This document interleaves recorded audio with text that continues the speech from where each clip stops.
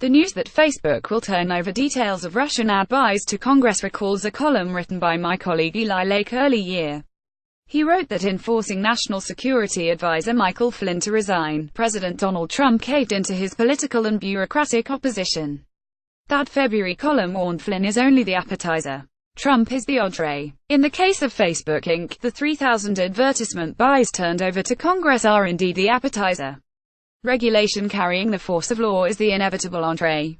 It was only 16 months ago when reports surfaced that Facebook employees were removing stories of interest to conservative users from its trending news section. Facebook responded by automating the section, removing humans from the editorial process.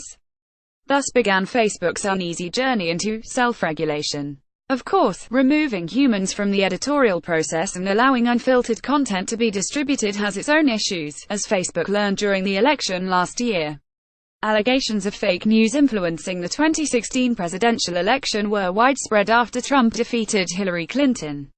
The site was accused of being played by foreign entities promoting false articles. Facebook responded by pledging to take steps to combat fake news. Increasingly, Facebook is finding itself in an impossible position as it tries to remain, in spirit at least, a content-agnostic platform that allows everyone to have a voice. Sometimes the company faces scrutiny when it allows certain content to remain, as in the case of fake news and neo-Nazi propaganda.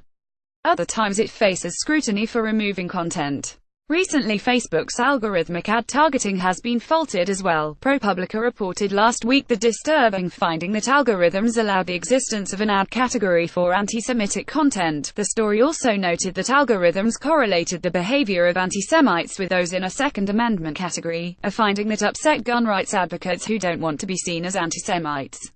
What's apparent in the past 16 months is a wild west of self-regulation. Time and time again, Facebook has shown that if confronted with a challenge, the company will listen and often respond. Partisan trending topics, fake news, neo-Nazis, Russian meddling. If it generates enough outrage, it'll get addressed eventually. But Facebook's power and influence seem likely to grow beyond the self-regulation phase. That's why markets are willing to give the company a valuation of $500 billion when its 2017 profits will be in the neighborhood of only $15 billion. Bloomberg data shows analysts expect Facebook's revenue to grow to $76 billion in 2020, almost doubling projections for 2017. The question remains how long self-regulation will be acceptable to the public and Congress.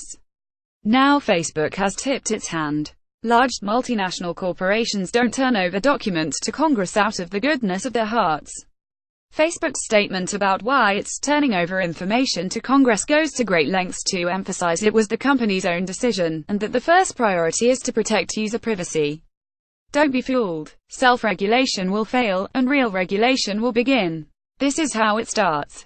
This column does not necessarily reflect the opinion of the editorial board at Bloomberg LP and its owners. To contact the author of this story, Connor Sennett, Season 9 at Bloomberg.net, or contact the editor responsible for this story, Philip Gray at philipgray@bloomberg.net.